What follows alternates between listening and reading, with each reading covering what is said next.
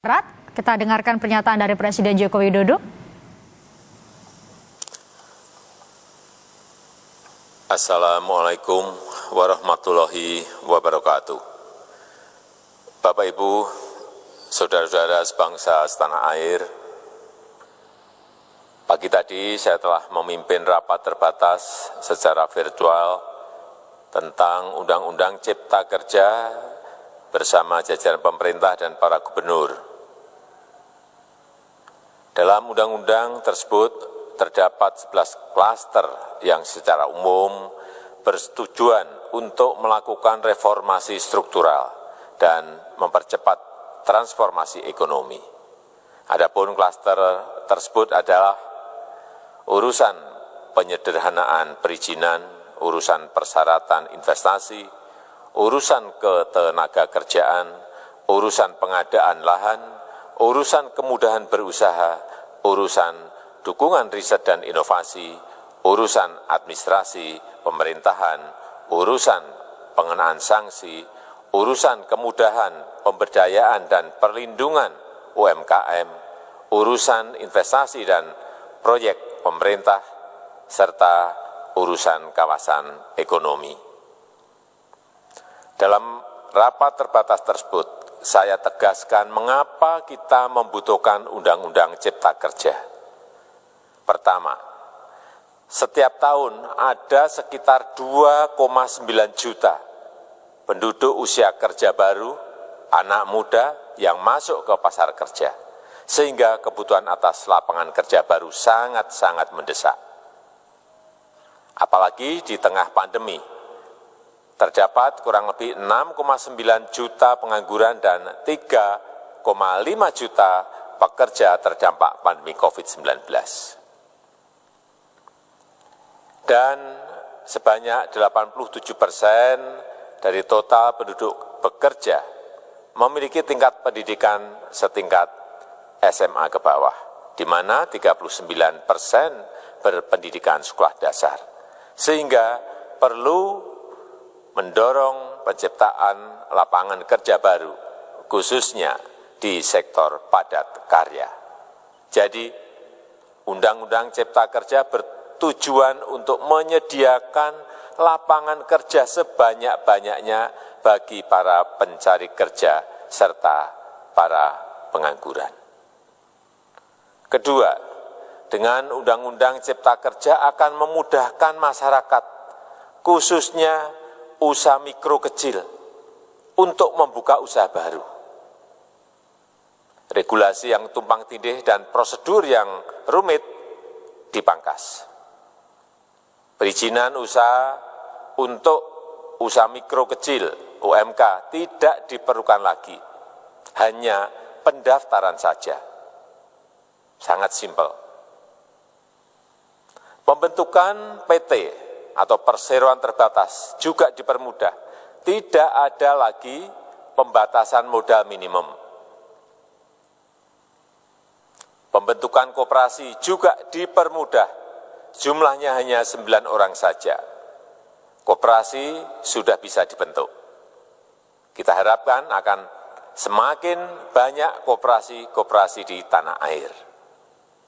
UMK, usaha mikro kecil, yang bergerak di sektor makanan dan minuman, sertifikasi halalnya dibiayai pemerintah, artinya gratis.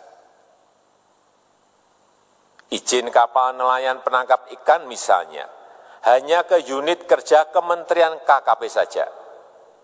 Kalau sebelumnya harus mengajukan ke Kementerian KKP, Kementerian Perhubungan, dan instansi-instansi yang lain. Sekarang ini cukup dari unit di Kementerian KKP saja. Ketiga, Undang-Undang Cipta Kerja ini akan mendukung upaya pencegahan dan pemberantasan korupsi. Ini jelas karena dengan menyederhanakan, dengan memotong, dengan mengintegrasikan ke dalam sistem perizinan secara elektronik, maka pungutan liar, pungli dapat dihilangkan. Namun, saya melihat adanya unjuk rasa penolakan Undang-Undang Cipta Kerja yang pada dasarnya dilatar belakangi oleh disinformasi mengenai substansi dari undang-undang ini dan hoax di media sosial. Saya ambil contoh, ada informasi yang menyebut tentang penghapusan UMP, upah minimum provinsi, UMK, upah minimum kota kabupaten, UMSP, upah minimum sektoral provinsi. Hal ini tidak benar, karena faktanya upah minimum regional, UMR, tetap ada. Ada juga yang menyebutkan bahwa upah minimum dihitung per jam. Ini juga tidak benar. Tidak ada perubahan dengan sistem yang sekarang. Upah bisa dihitung berdasarkan waktu dan berdasarkan hasil. Kemudian adanya kabar yang menyebutkan bahwa semua cuti sakit, cuti kawinan, cuti khitanan, cuti baptis, cuti kematian, cuti melahirkan, dihapuskan. Dan tidak ada kompensasinya. Saya tegaskan juga ini tidak benar. Hak cuti tetap ada dan dijamin. Kemudian apakah perusahaan bisa mem-PHK kapanpun secara sepihak? Ini juga tidak benar. Yang benar, perusahaan tidak bisa mem-PHK secara sepihak. Kemudian juga pertanyaan mengenai benarkah jaminan sosial dan kesejahteraan lainnya hilang. Yang benar, jaminan sosial tetap ada. Yang juga sering diberitakan tidak benar adalah mengenai dihapusnya AMDAL, analisis mengenai dampak lingkungan. Itu juga tidak benar. AMDAL tetap ada. Bagi industri besar harus studi AMDAL yang ketat. Tetapi bagi UMKM lebih ditekankan pada pendampingan dan pengawasan. Ada juga berita mengenai Undang-Undang Cipta Kerja ini mendorong komersialisasi pendidikan. Ini juga tidak benar. Karena yang diatur hanyalah pendidikan formal di kawasan ekonomi khusus, di KEK. Sedangkan perizinan pendidikan tidak diatur di dalam Undang-Undang Cipta Kerja ini. Apalagi perizinan untuk pendidikan di pondok pesantren. Itu tidak diatur sama sekali dalam Undang-Undang Cipta Kerja ini. Dan aturannya yang selama ini ada tetap berlaku. Kemudian diberitakan bahwa keberadaan bank tanah. Bank tanah ini diperlukan untuk menjamin kepentingan umum, kepentingan sosial, kepentingan pembangunan nasional, pemerataan ekonomi, dan konsolidasi lahan serta reforma agraria. Ini sangat penting untuk menjamin akses masyarakat terhadap kepemilikan tanah, kepemilikan lahan. Dan kita selama ini tidak memiliki bank tanah. Saya tegaskan juga bahwa Undang-Undang Cipta Kerja ini tidak melakukan resentralisasi kewenangan dari pemerintah daerah ke pemerintah pusat. Tidak ada. Perizinan berusaha dan pengawasannya tetap dilakukan oleh pemerintah daerah sesuai dengan NSPK, norma, standar, prosedur, dan kriteria yang ditetapkan pemerintah pusat. Ini agar dapat tercipta standar pelayanan yang baik di seluruh daerah. Dan penetapan NSPK ini dapat nanti akan diatur di dalam PP atau peraturan pemerintah.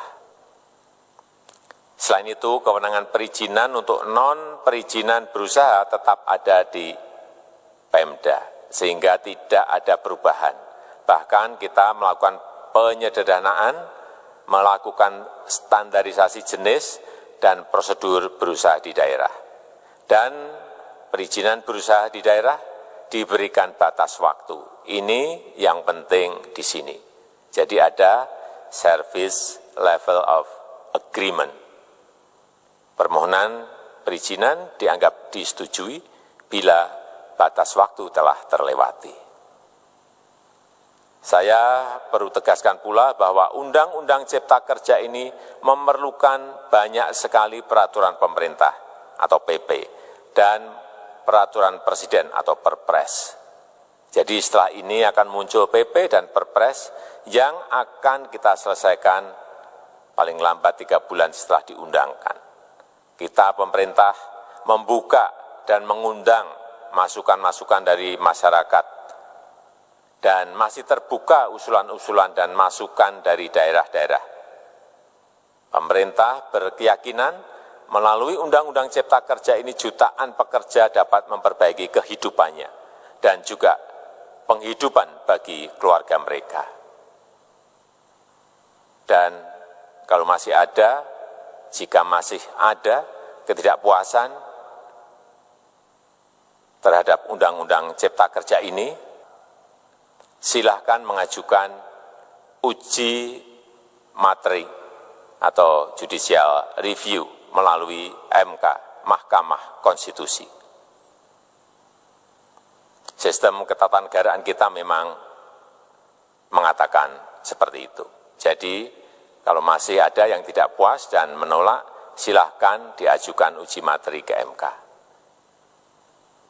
Saya rasa itu yang bisa saya sampaikan pada kesempatan yang baik ini. Terima kasih. Wassalamualaikum warahmatullahi wabarakatuh.